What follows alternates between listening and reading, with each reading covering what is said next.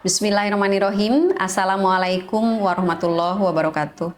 Saya Dr. Hajah R. Dewi Pertiwi, SEMM. Saya dosen di Prodi Manajemen Fakultas Ekonomi Universitas Kebangsaan Republik Indonesia. Adapun mata kuliah yang saya ampu adalah karakter building. Mata kuliah ini bertujuan, saya sampaikan kepada mahasiswa, agar mahasiswa di Prodi Manajemen Fakultas Ekonomi Universitas Kebangsaan Republik Indonesia ini mempunyai sifat-sifat dan akhlak yang baik, berintegritas tinggi, disiplin, dan bertanggung jawab. Agar mereka suatu saat kelak pada saat turun terjun ke masyarakat, mereka siap dengan keadaan masyarakat dan dunia kerja dengan sifat-sifat yang sudah mereka miliki dengan baik. Adapun sistem pembelajaran yang saya berlakukan terhadap mahasiswa di sini, agar mereka bisa membangkitkan rasa ingin tahu yang besar dari para mahasiswa ini, juga dapat membangkitkan optimisme yang positif dalam diri para pelajar, sehingga dapat menumbuhkan kreativitas dan dapat mereka aplikasikan pada saat mereka nanti terjun kepada masyarakat. Untuk itu, mari kita lihat bagaimana metode pembelajaran saya di kelas. Bismillahirrahmanirrahim. Assalamualaikum warahmatullahi wabarakatuh. Waalaikumsalam warahmatullahi wabarakatuh.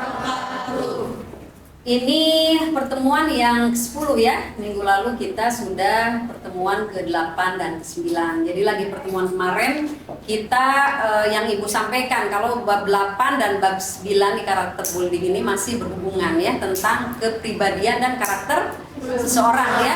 Jadi ada beberapa yang kemarin sudah membahas, mungkin nanti kita akan membahas lagi dari beberapa kelompok bagaimana kepribadian atau karakter seseorang dibentuk ya, dibuat baik ya, dibuat dengan ajaran-ajaran yang tidak membuat baik ya. Contohnya adalah yang kita bahas minggu kemarin, yaitu korupsi ya. Jadi korupsi ini adalah sifat yang dibentuk dari karakter yang tidak baik. Mungkin kepribadian awalnya bisa aja seseorang itu dibentuk sudah baik ya, baik di lingkungan rumahnya ya, dari awal pengasuhannya, tapi karena rasa ambisi manusia yang pernah Ibu sampaikan ya, bagaimana mereka mempunyai sifat-sifat yang tidak baik ya, tamak, terus tidak pernah puas, makanya salah satunya adalah korupsi ya. Oke, buat yang sekarang karena kita pernah dibahas awal oleh kelompok 1 dan kelompok 5, Ibu bisa dibantu satu orang buat pembahasan yang kasus korupsi ini. Siapa yang bisa bikin spin buat Ibu agar bisa ada yang tampil satu kelompok? Oke, Jaki ya. Oke. Ini sambil berjalan absen ya, absen berjalan ya. Masing-masing nanti diisi dan Ibu akan isi akad sudah kalian mengisi absennya. Oke, Jaki bisa bantu Ibu ke depan. Jadi kemarin kita ada 6 kelompok, jadi kelompok 1 dan kelompok 5 sudah menyampaikan. Sisanya ada kelompok 2, 3, 4, dan 6 ya. Satu kelompok aja yang mempresentasikan bagaimana sifat yang tidak baik yang terbentuk dalam korupsi ini, dan kalian menelitinya korupsinya yang mana, karena di Indonesia ini yang kita ketahui banyak sekali kasus korupsi yang besar ya. Ibu kenapa membahas mendalam di korupsi ini, karena yang pernah Ibu sampaikan juga, kalian sebagai nanti calon pemimpin besar, korupsi ini di bumi hanguskan ya. Jadi kita dalami bagaimana korupsi ini agar tidak terjadi lagi di Indonesia. Oke. Lihat ya, buat yang harus bertugas menyampaikan presentasi tentang kasus korupsi ini. Bismillahirrahmanirrahim.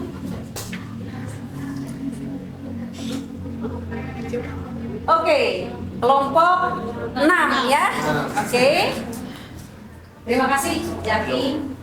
Siap, kelompok 6, Ibu ulang lagi.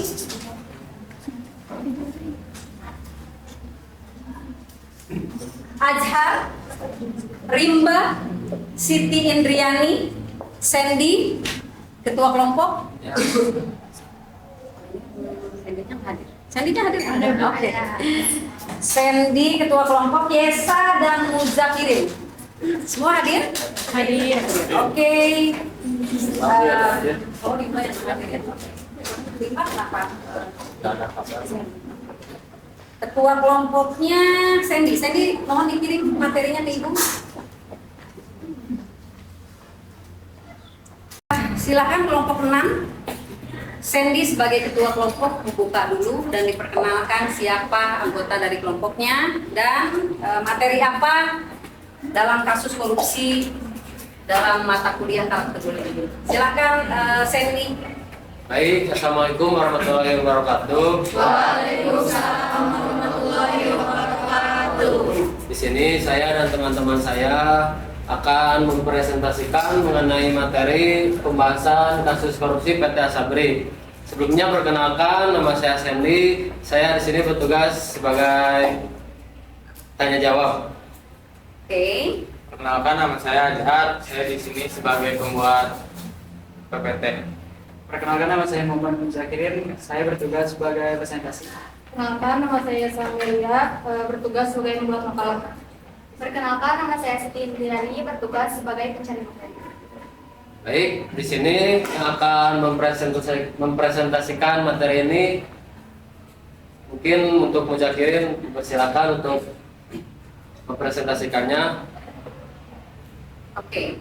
Jadi yang mau presentasi Mujakirin ya, yang lainnya silahkan duduk. Kita simak bersama kelompok 6 yang akan diwakili oleh Mujakirin yang akan presentasi. Silakan Mujakirin, Sandy dibantu buat ini display-nya.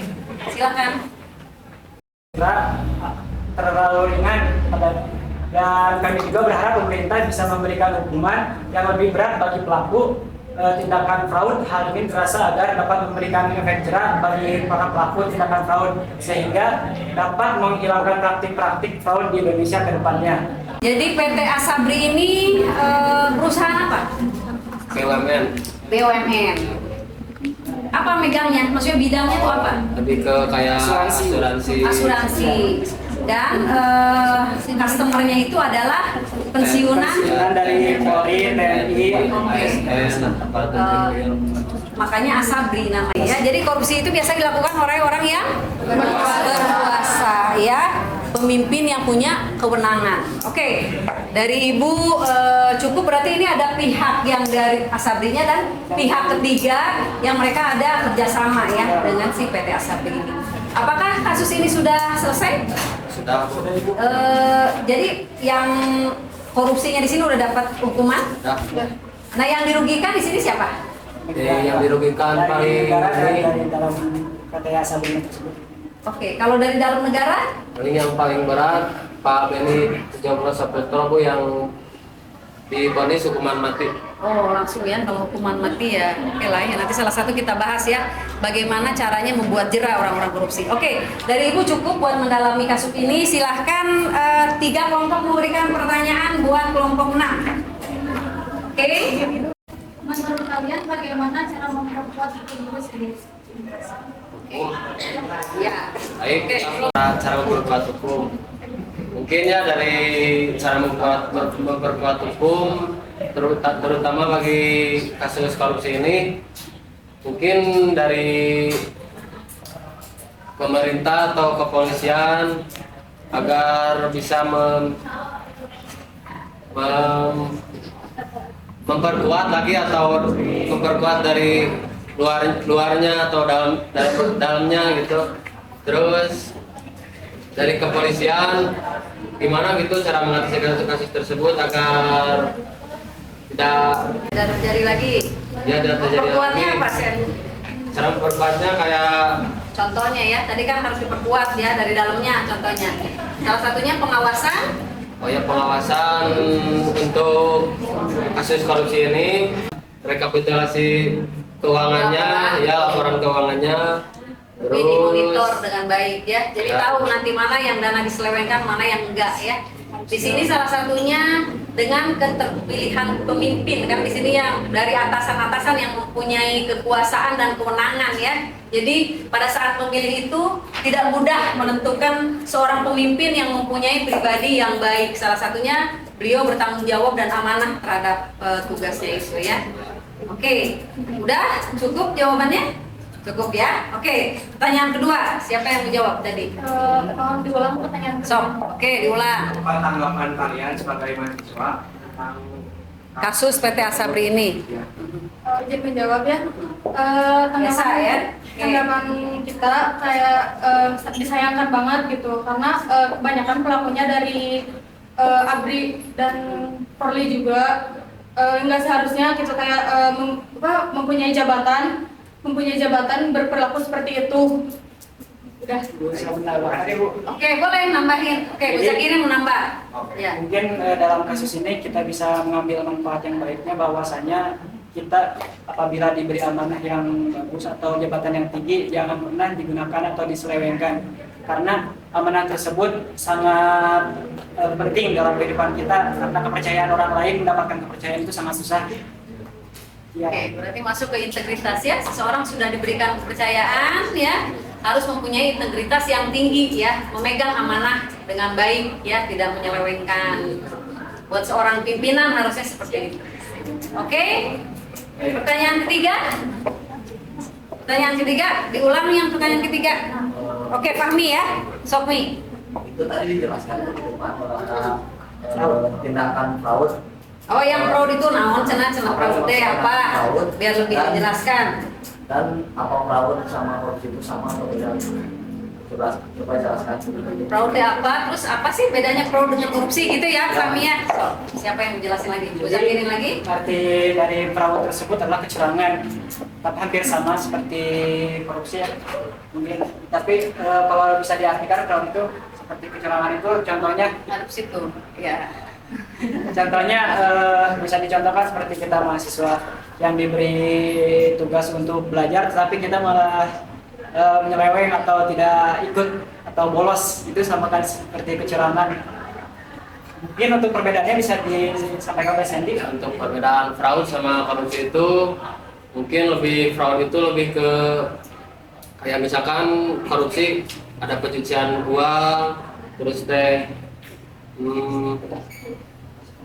operasi tangkap tangan atau dan lain sebagainya. Mungkin fraud itu lebih ke kayak tadi menurut Zakirin kecurangannya lebih ke dalamannya gitu. Jadi dari korupsi itu ada lagi yang namanya fraud gitu. Fraud itu lebih ke kayak Bagian dari korupsi tersebut. nah gitu. Oke, jadi korupsi itu lebih global sebenarnya. Apapun bisa disebutkan korupsi itu salah satunya. Kalau dari mahasiswa mempunyai sifat yang fraud itu contoh yang harusnya tiap ada perkuliahan hadir ya, terus tidak hadir tanpa alasan gitu ya. Jadi salah satu bagian gitu ya. Oke, bisa dipahami? Bisa. Oke. Sekali lagi Prof. Kita tadi sudah membahas pertemuan yang ke-8 dan ke-9 mengenai kepribadian dan karakter seseorang ya. Jadi kalau kepribadian karakter seseorang tidak baik, salah satu dampaknya adalah mereka membuat korupsi ya. Mereka melakukan korupsi baik itu di tempat kerja yang bersangkutan ya, baik itu di pemerintahan, BUMN, BUMD atau perusahaan-perusahaan yang mereka pegang ya. Jadi dalam karakter bully ini ada sifat-sifat yang tidak perlu kita contoh karena sifat-sifat tidak baik. Tapi di balik itu, saat kalian membangun sifat yang baik, itu pada saat kalian berinteraksi dengan orang lain, dengan masyarakat ya. Baik itu nanti kalian pada saat kalian kerja atau kalian terjun di masyarakat sebagai seorang pimpinan gitu ya, ataupun sekarang masih dalam lingkup kampus atau kuliah ya. Jadi bab sekarang itu masuk ke bab 10 adalah interaksi sosial. Ada yang tahu kira-kira apa itu interaksi sosial? Menurut pendapat masing-masing aja, kira-kira apa? Ya, apa?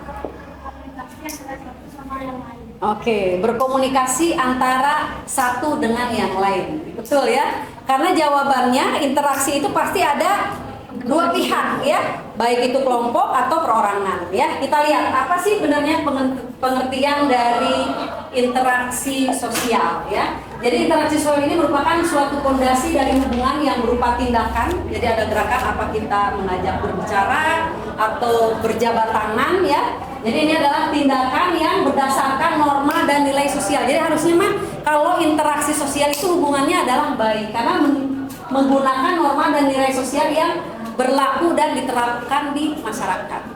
Apakah setiap interaksi sosial itu pasti bagus? Enggak ya.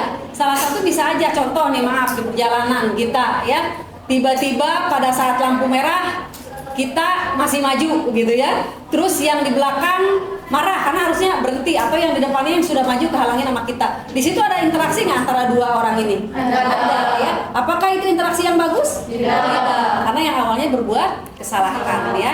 Jadi kita bahas lebih dalam seperti apa harusnya interaksi sosial ini dilakukan oleh kita ya. Karena interaksi itu harusnya dampaknya adalah baik atau bagus ya. Di sini adanya nilai dan norma yang berlaku, jadi interaksi sosial itu dapat berlangsung dengan baik jika mengikuti aturan yang baik. Makanya tadi Ibu mencontohkan satu tidak baik karena yang satunya melanggar, makanya interaksinya malah tidak baik. Oke, kita lihat menurut ahli atau pakar ya, apa sih benarnya si interaksi sosial ini? Jadi Mariati dan Suryawati tahun 2003 menyampaikan kalau interaksi sosial itu adalah kontak, tadi yang disampaikan ya, kontak atau hubungan timbal balik, karena harus ada dua belah pihak ya. Salah satu interaksi sosial itu ini Ibu ya, Ibu ngajar dan kalian sebagai mahasiswa memberikan tanggapan, mendengarkan. Jadi ini adalah salah satu contoh interaksi sosial ya.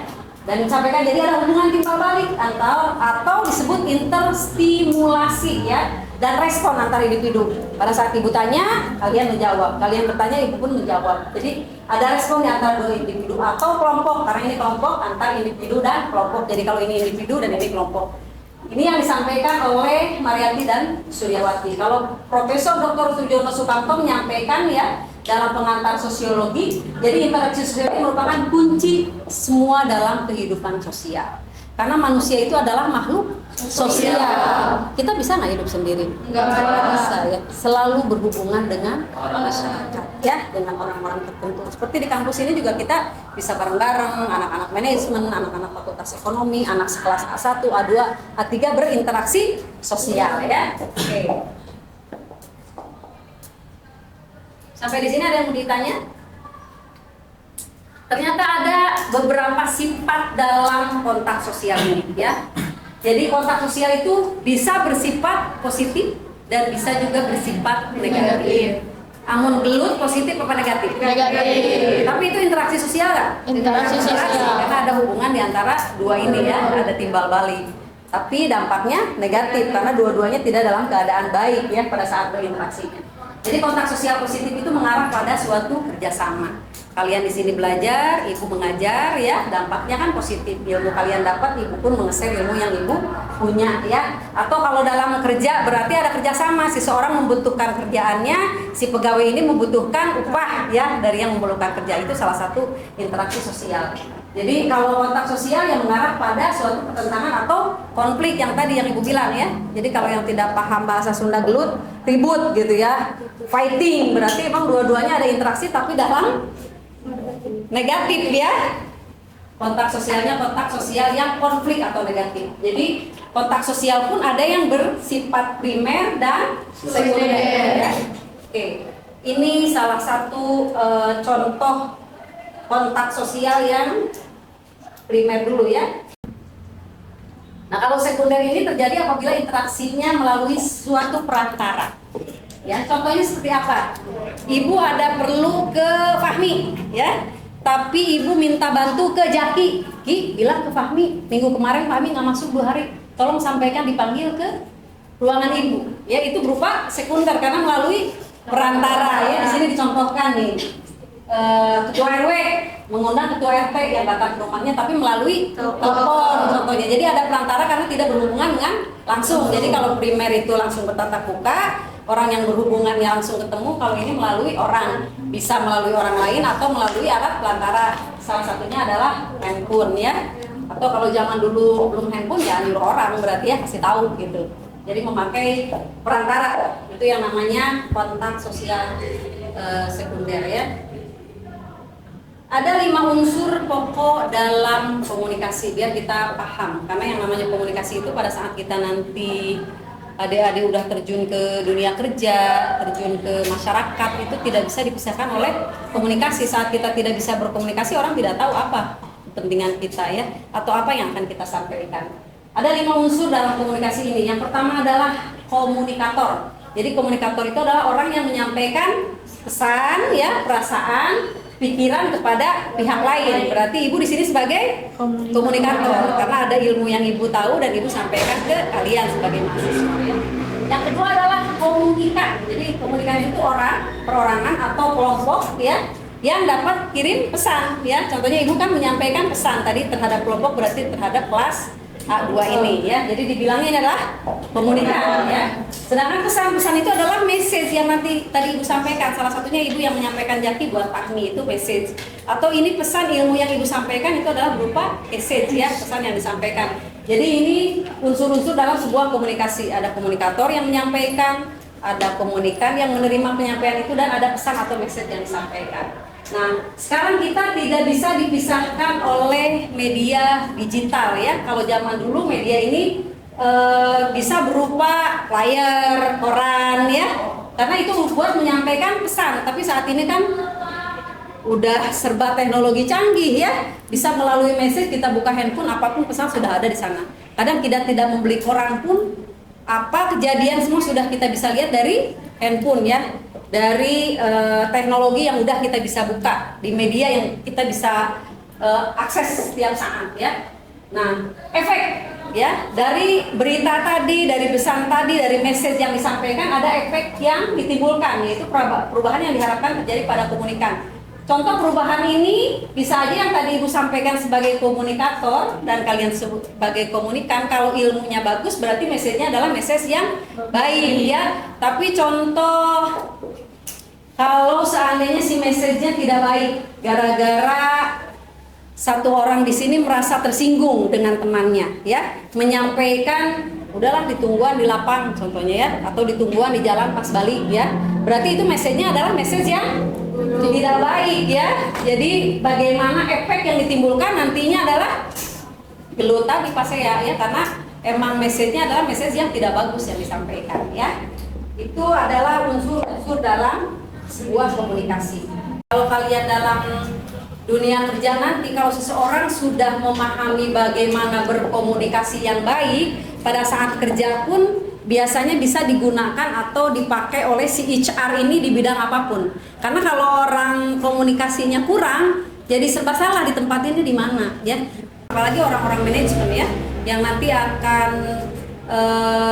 bergelut dalam bidang ekonomi sebagai pebisnis, atau kalaupun seandainya dia mendalaminya di sumber daya manusia sebagai HR, tetap aja harus ada komunikasi karena harus ada wawancara, interview pada saat menerima pegawai, ya. Jadi kalau anak-anak manajemen mah harus bagus dalam komunikasi, ya. Sampai ada di kita juga di Universitas Kebangsaan Republik Indonesia khusus yang prodinya itu khusus ilmu komunikasi, saking pentingnya berkomunikasi.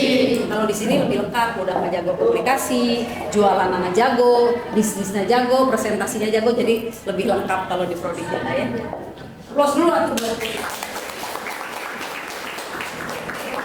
jadi pembahasan bagaimana itu interaksi sosial kita sudah gali seperti apa, ya. Buat pertemuan kali ini pembahasan bab 10 di interaksi sosial ini sudah selesai, ya.